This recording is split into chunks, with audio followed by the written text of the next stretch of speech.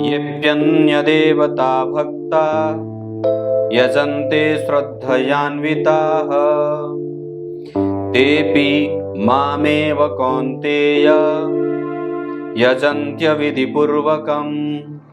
प्रिय दर्शकों नमस्कार, एक बार फिर से उपस्थित हूं आप सबके सामने विश्लेषण जन्म कुंडली का इस कार्यक्रम के अंतर्गत सोमवार के बाद मंगलवार और मंगलवार के बाद बुधवार के कार्यक्रम में जिनकी कुंडली लेकर के आया हूं इनका नाम अमीश है और ये वर्ष 2000 के हैं।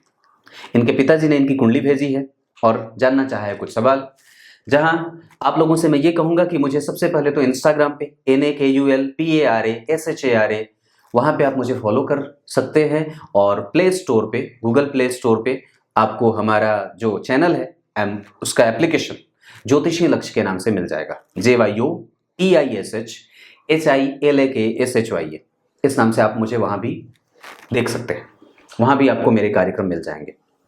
शुरू करते हैं आज का कार्यक्रम, कहीं नहीं जाना है, बिल्कुल बन के रहिएगा। सबसे पहले मैं इनकी कुंडली का पंचांग पढ़ूंगा और कार्यक्रम के अंतिम हिस्से में बोले गए गीता जी के श्लोक का अर्थ।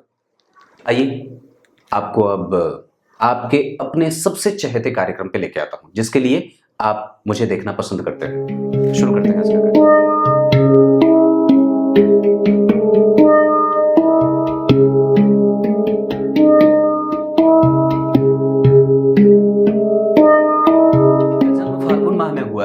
इस वजह से व्यक्ति, अब जरा ध्यान से समझिएगा, एकदम बिल्कुल शांति से बैठ करके हल्ला मत मचाइए। फाल्गुन माह में जन्मे होने के कारण व्यक्ति जो है वो प्रेमी किस्म का होगा और थोड़ा सुस्त होता है। माघ और फाल्गुन का जन्म है, ऐसे में दोनों का प्रभाव रहेगा। उत्तरायण में जन्मे होने से उग्र है और साहसी ज्यादा हो जाता है और कई बार व्यक्ति जो है वो अपने पिता के साथ संबंधों को लेकर के थोड़ा सा टालम टोल की स्थिति में होता है, या फिर वहां पे कुछ काम करने की आवश्यकता है, उस संबंध को और भी ज्यादा वक्त देने की आवश्यकता है, चाहे अब पिता को देना चाहिए या पुत्र को देना चाहिए। और मैं जहां तक समझ रहा हूं तो पिता को ही थोड़े एक लेवल पे, एक सीढ़ी नीचे उतर करके उसका दामन थामना होगा। पुत्र को मित्रवत व्यवहार करने की आवश्यकता है। वसंत ऋतु ये व्यक्ति को आलस्य से युक्त रखने वाला और अपने काम को लेकर के, जो उनका पर्सनल काम है, उस काम को लेकर के व्यक्ति जो होता है वो कई बार आलस्य दिखाने वाला होता है। कृष्ण पक्ष के द्वादशी तिथि के चंद्रमा व्यक्ति के जीवन में कई बार असहज स्थिति पैदा करने वाले होंगे, जहां कई बार व्यक्ति को प्राइवेट सेक्टर में नौकरी करते हुए देखा जाएगा और धन के व्यय की स्थिति कई बार ज्यादातर बनी रहती है। मतलब धन आए पर वो व्यय का रास्ता भी पहले से बना करके रहे। ऐसी स्थिति में व्यक्ति को हमेशा ही शिव जी की पूजा करते रहने की आवश्यकता होती है। और साथ ही साथ अगर कृष्ण पक्ष के द्वादशी के चंद्रमा है तो अपने आय को लेकर के हमेशा ही सजग रहना चाहिए। जब तक एक नौकरी पकड़ ना लें पूरी तरीके से, तब तक दूसरी नौकरी को छोड़ने की आवश्यकता नहीं है। जब तक दूसरी नौकरी मिल ना जाए तब तक पहली नौकरी को छोड़े नहीं। ये बात हमेशा याद रखने वाली है। इनकम को लेकर के कभी भी आश्वस्त ना हो और अपने आप को हमेशा ही अपग्रेड करते रहें। बाजार में क्या हो रहा है, चीजें कहाँ अपडेट हुई हैं, कौन सी चीज कमजोर पड़ रही है आपके क्षेत्र में और किस चीज पे काम करने की ज्यादा आवश्यकता है, इस चीज पे आपका फोकस ज्यादा होना चाहिए, क्योंकि ये कुंडली इस मामले में कमजोर दिख रही है। आगे बढ़ता हूं। उत्तराषाढ़ा नक्षत्र, दिन गुरुवार। अब ऐसी स्थिति में कि जब आप गुरुवार को जन्मे हैं तो गंभीरता आपके पास रहेगी और उसमें कभी भी कोई कमजोरी नहीं है।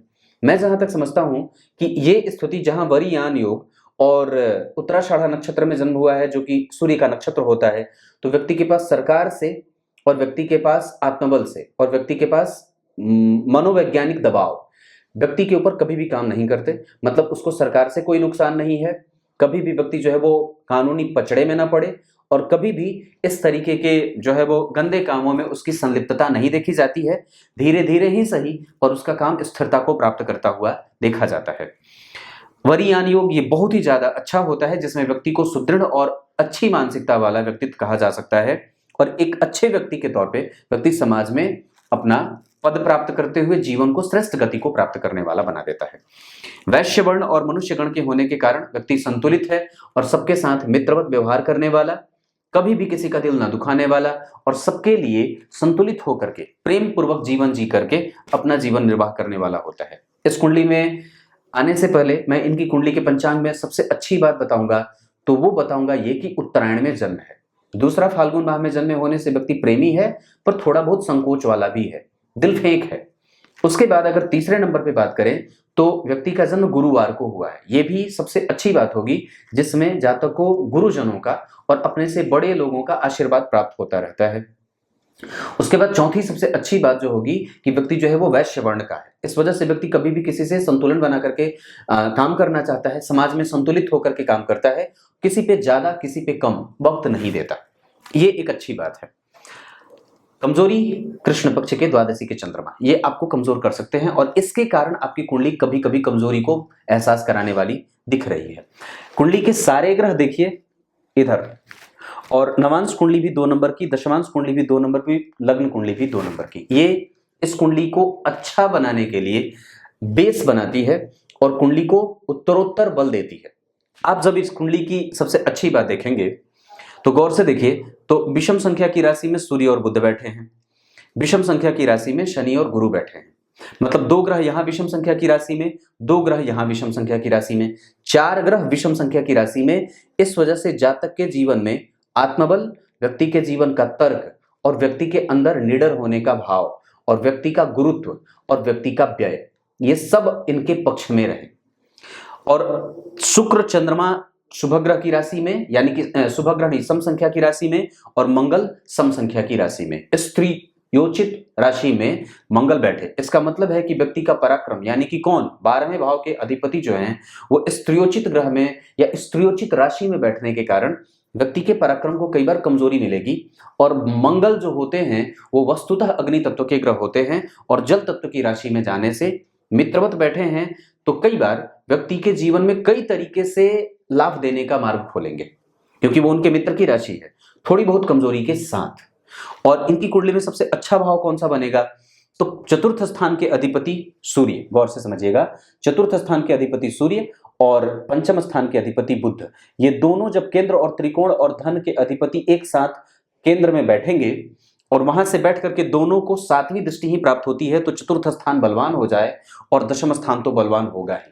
इसका मतलब ये बनता है कि व्यक्ति जो है वो जीवन में कभी धन, कभी पराक्रम, कभी सुख, कभी समृद्धि, कभी यश, कभी कीर्ति, कभी मान, कभी पद, कभी प्रतिष्ठा, कभी कुल का नाम रोशन करने वाला ही होता है। वो नीचे नहीं गिरता है, आगे ही बढ़ता जाता है। अब जरा सोच के देखिए, 2000 का जातक और नौकरी पूरी होने वाली, मतलब नौकरी जो है वो तुरंत ही मिल जाती है व्यक्ति को, तुरंत ही, मतलब इंजीनियरिंग ये कर रहे हैं और कोर्स जो वो पढ़ाई बोलते हैं ना, वो क्या बोलते हैं उसको, कोर्स ही बोलते हैं ना, वो पूरा जब हो जाता है, पढ़ाई पूरी होने से पहले व्यक्ति के पास नौकरी हाथ में है, वो बात है ना, वो मतलब एक्सेलेरेटर पे पांव दबाओ और आगे बढ़ जाओ। तो वो स्थिति यहाँ पे इनकी कुंडली में जो सबसे अच्छा भाव बना हुआ है, यहाँ पे दशम स्थान बलवान हुआ है। यहाँ पे दशम स्थान के जो अधिपति हैं वो शनि जन्म कुंडली में देखिए त्रिकोण में बैठे हैं राहु जैसे ग्रह के साथ और शुभ ग्रह की राशि में, अपने मित्र की राशि में।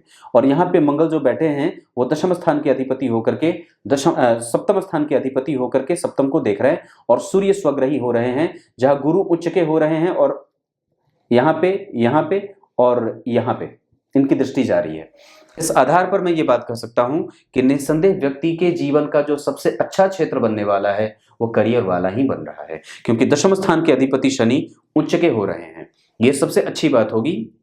व्यक्ति के पिता भले ही उसके काम को लेकर के चिंता करते हो, थोड़ी बहुत मशक्कत के साथ, जहां पे आपको अपडेट रहने के लिए मैंने जो बात कही है वो इन सब चीजों को देखने के बाद ही कही है कि थोड़े से प्रतियोगिता के साथ आपको आपकी कुंडली का सबसे जो अच्छा क्षेत्र, जैसे किसी भी व्यक्ति के जीवन में कई क्षेत्र होते हैं, जैसे दाम्पत्य का क्षेत्र, करियर वाला जो हो गया, संतान का हो गया, धन का हो गया, पूजा पाठ, धर्म, ध्यान, इन सब चीजों को देख करके भाग्य का क्षेत्र होता है। तो उसमें से सबसे अच्छा जो क्षेत्र बना वो कौन सा बना, तो व्यक्ति की कुंडली का दशम स्थान, यानी कि कर्म और उसका समाज जो सोशल स्टेटस है वो बहुत अच्छा बनेगा, वो व्यक्ति का बहुत सुदृढ़ है।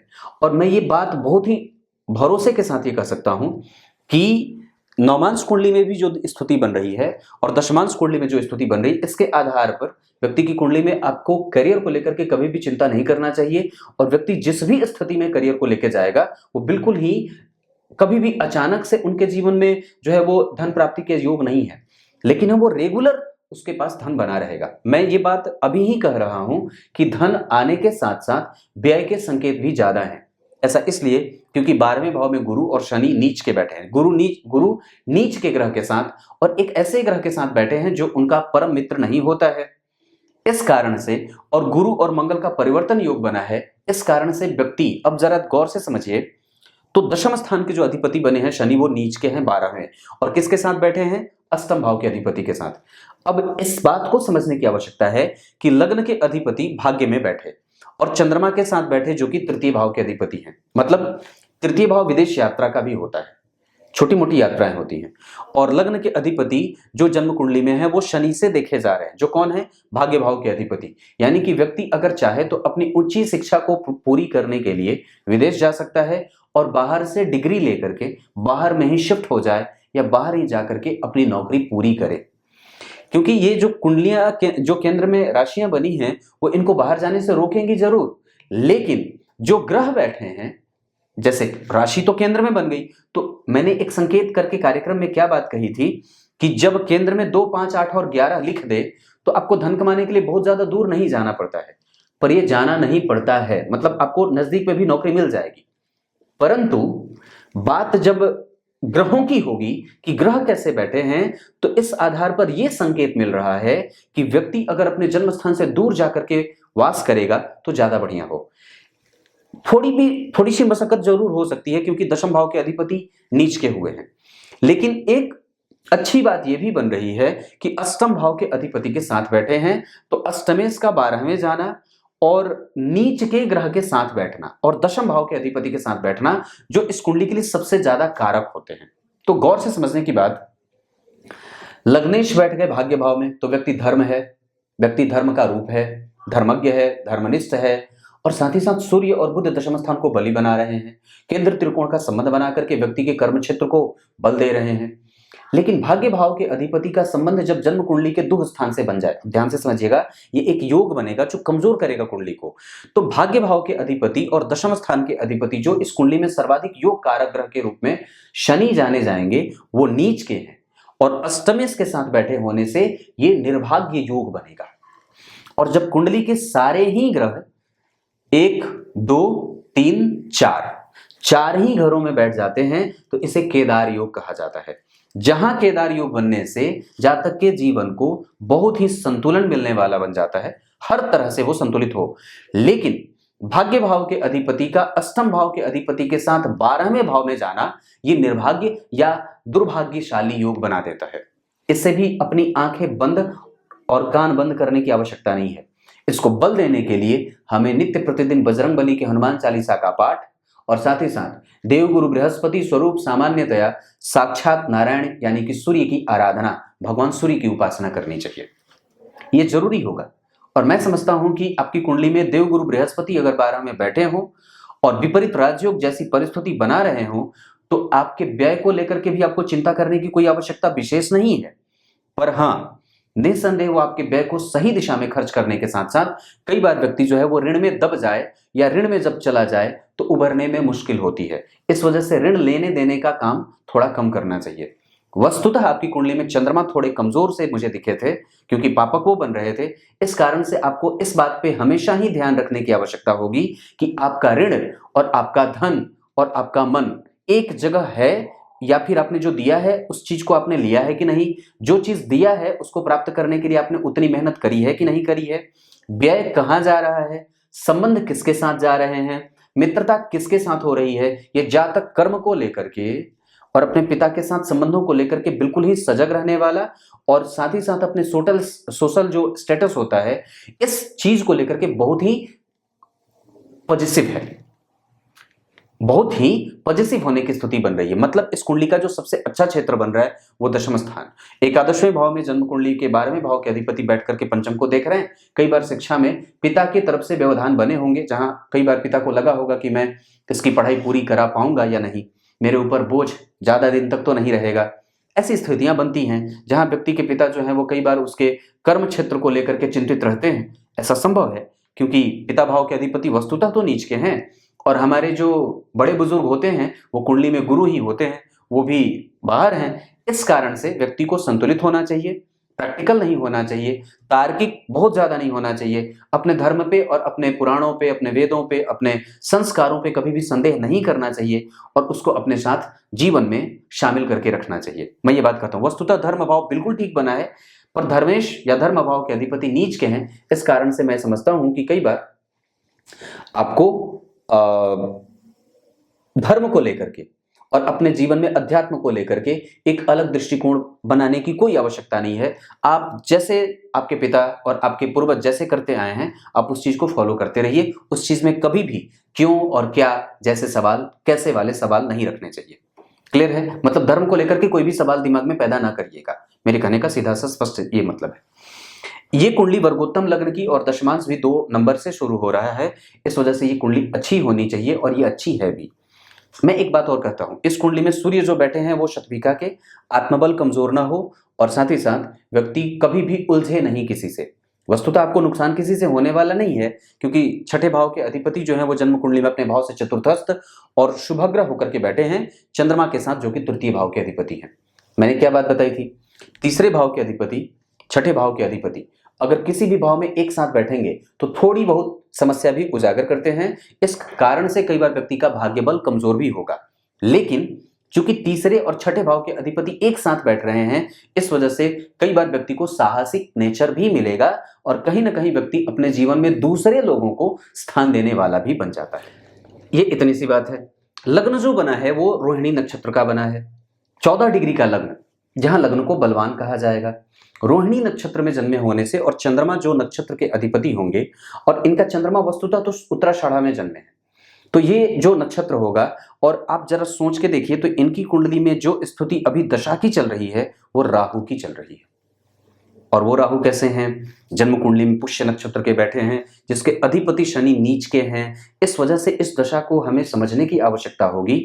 वस्तुतः राहु जिस नक्षत्र में बैठे हैं उस नक्षत्र के अधिपति भी नीच के, लेकिन एक बहुत अच्छी बात यह बन रही है कि जिस राशि में बैठे हैं उस राशि के अधिपति चंद्रमा इन्हें देख रहा है।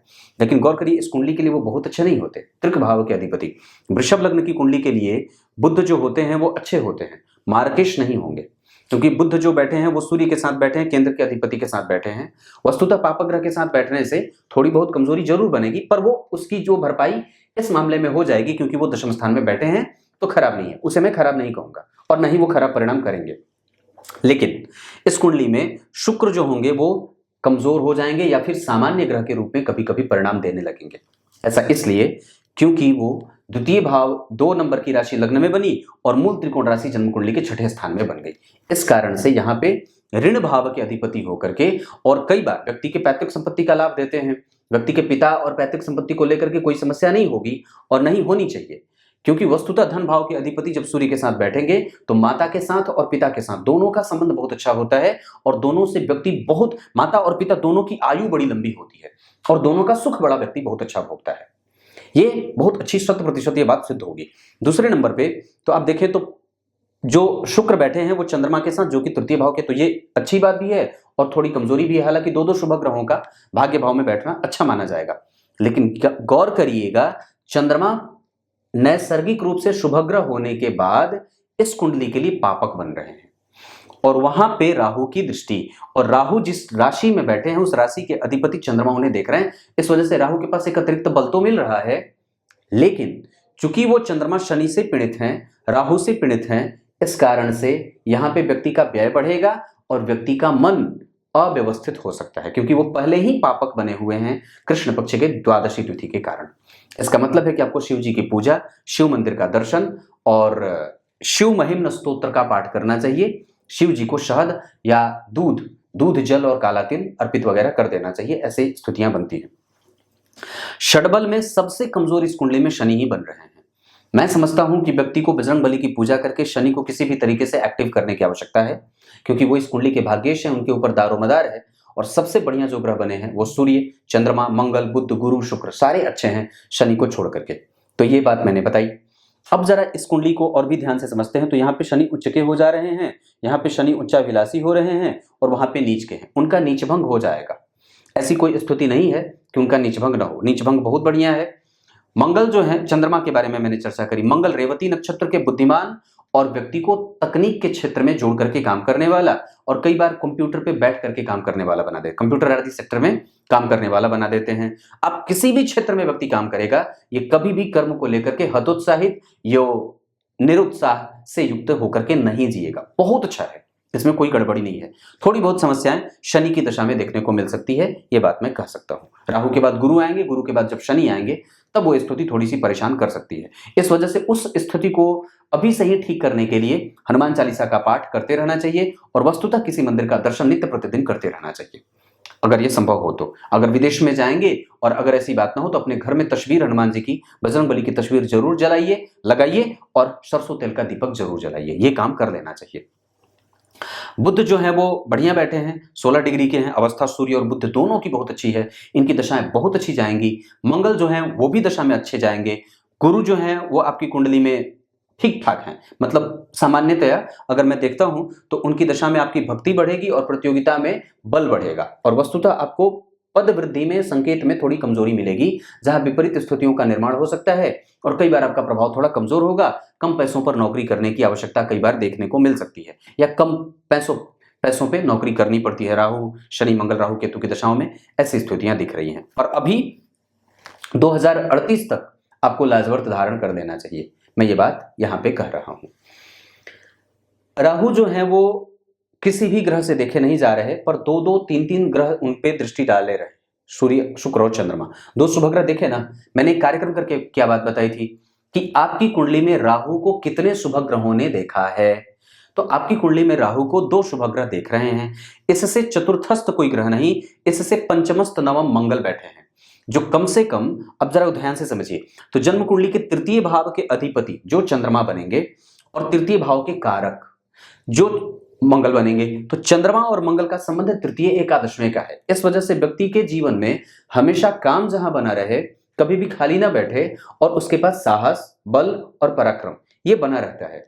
गुरु और चंद्रमा एक दूसरे से केंद्र में, चंद्रमा और शनि एक दूसरे से केंद्र में, चंद्रमा और सूर्य एक दूसरे से द्वितीय द्वादश, ये थोड़ा सा कमजोर जरूर होगा, जहां पे व्यक्ति को कई बार बहुत ज्यादा बोलने वाला या कई बार गंभीरता कम रखने वाला, या जहां पे जितना बोलना पड़े वहां ना बोल करके, जितनी आवश्यकता जहां पे क्रोध करने की हो उतना ना करके, जहां पे क्रोध नहीं करना है वहां क्रोध करे, जहां क्रोध नहीं करना है वहां क्रोध करे, जहां करना है वहां नहीं करे। ऐसी स्थितियां, इस स्थिति में व्यक्ति को कई बार बैलेंस बनाने की आवश्यकता मैं समझता हूं। और वस्तुतः पिता माता का सुख बहुत बढ़िया, धन भाव आपकी कुंडली में कभी कमजोर नहीं है। गुरु जो है वो अश्विनी नक्षत्र के हैं, इस वजह से अनुभव उनके पास है। गुरु और शुक्र का संबंध केंद्र में, गुरु और चंद्रमा का संबंध केंद्र में, चंद्रमा और मंगल का संबंध तृतीय एकादश में, ये बहुत अच्छा। और सूर्य और बुध का एक दूसरे के साथ बैठना, ये बहुत बढ़िया, मतलब ये कुंडली ऑथेंटिक है और बिल्कुल ही स्पष्ट है। इस कुंडली की सबसे अच्छी बात, 4 ही घर में सारे ग्रह बैठे और सारे ग्रह जो हैं वो एक तरफ बैठ रहे हैं। इस वजह से कई बार ऐसा भी देखने को मिलता है कि आरंभ में भी व्यक्ति जब पिता के ऊपर आश्रित होता है तो कष्ट भोगता है, और बाद में भी जब वो अपने पैरों पर खड़ा होता है तब कष्ट भोगता है। तो सुख कब?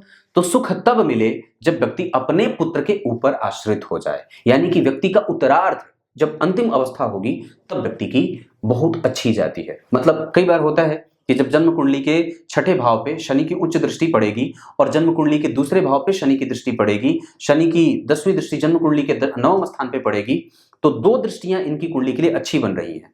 2 नहीं, तीनों ही दृष्टियां अच्छी बन रही हैं, यहां भी अच्छी, यहां भी अच्छी और यहां भी अच्छी। इसका मतलब है कि इस कुंडली का जो भाग्येश आपकी कुंडली में नीच का होकर के बैठा है, वो वस्तुतः बैठा तो कमजोर है, पर ध्यान से समझिए तो वो मित्र की दृष्टि से यहाँ, यानी कि धन के लिए ये शनि की दृष्टि खराब नहीं होगी, व्यक्ति के धन का समायोजन करेगी।